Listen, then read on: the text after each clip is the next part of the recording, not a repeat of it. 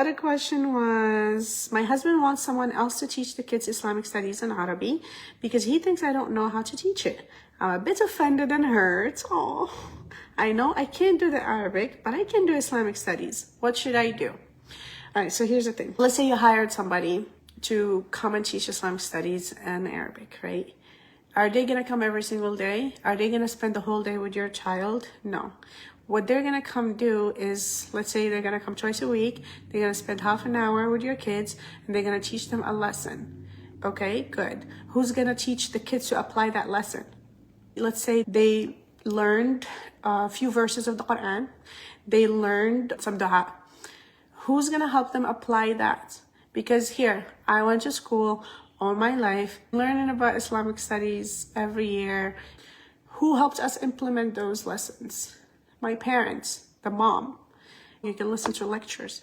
Who's going to help you sit down and say the dua before you eat? Who's going to make sure that the child gets up, make wudu, and goes to pray? Or when the child gets hurt, bullied, and comes to you and be like, hey, mama, this is what happened. Be like, hey, what did you do? What would the Sahabi do? What would the Prophet ﷺ do? Did you know that the Prophet ﷺ told us this and that?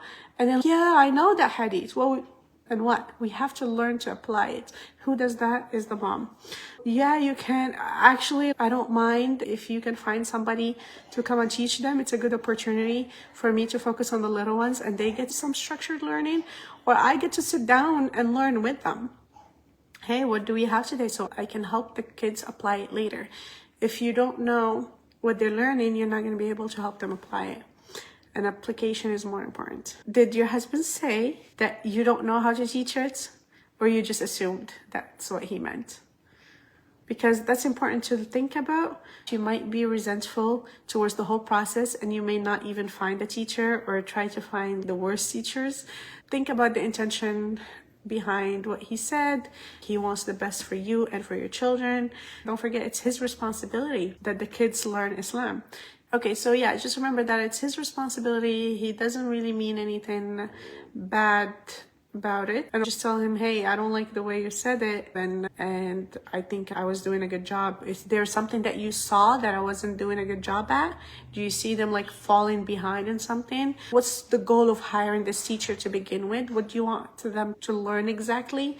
Because Islamic studies is broad, so what do you want to focus on?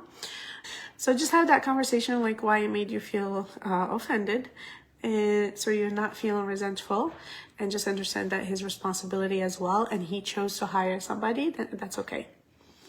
There's nothing wrong with hiring someone. And actually, the other day, I met with my friend who is a scholar, mashallah. She homeschools, and she asked me if I know any Quran teacher for her daughter. And my first reaction, like, aren't you a scholar? I would come to you to teach my kids, right? But she knows that it's not like she can't. She has other things to do. It's okay to be supported by somebody else, even though she knows how to do it. So remember this example. I'll talk about what Maysa was saying. That one of her new struggles is the mother-in-law bothered by how her daughter speaks to the adults. She speaks the same way that the adults speak to her, aka pointing fingers and being stern. So the mother-in-law is not happy with that behavior.